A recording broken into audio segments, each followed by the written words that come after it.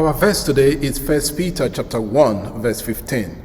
But as he who called you is holy, you also be holy in all your conduct. In 1 Peter chapter 1, 13 to 25, the author encourages his audience to live holy, godly lives as they anticipate the promises of an imperishable inheritance kept for them in heaven through the salvation attained by Jesus Christ. In this context, our verse calls on the believers to be holy. The verse continues the thought in the previous verse, which says, as obedient children, do not be conformed to the passions of your former ignorance. In other words, as believers who left the things of the world, they should not go back to those worldly passions when they were still ignorant of the gospel of Jesus Christ. Then comes our verse.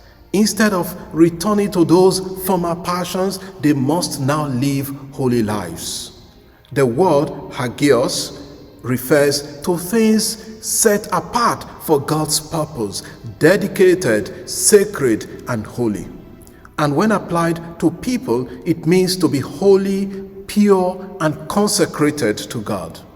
The opposite of hagios is koinos, meaning not consecrated or common. To understand the kind of holiness Peter enjoys on believers, he says, you must be holy in your conduct as he who called you is holy. It means that holiness must be rooted in the holiness of Jesus Christ, molded after the holiness of Jesus Christ. Holiness means reflecting the life of God and Jesus Christ, his Son.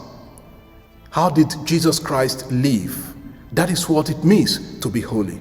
First, we are to be separated from worldly relations, even when we live in the world. Jesus prayed for his disciples. You are in the world, not to be of the world. In other words, to be consecrated to God and separated from worldly passions.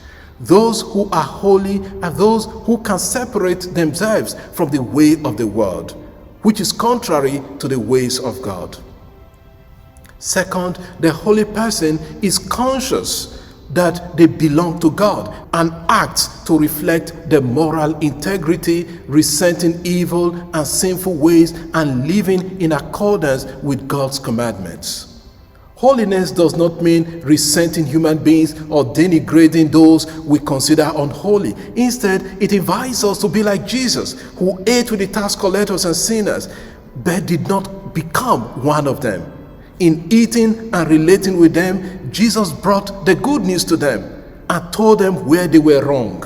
Still, he loved them where they were without condemning them as human beings. Holiness invites us to separate the sinner from the sin. Lord, make us holy as you are holy. May our holiness not judge and condemn others, but make us more empathetic and compassionate, like Jesus. Amen. God bless you, and I wish you a pleasant day.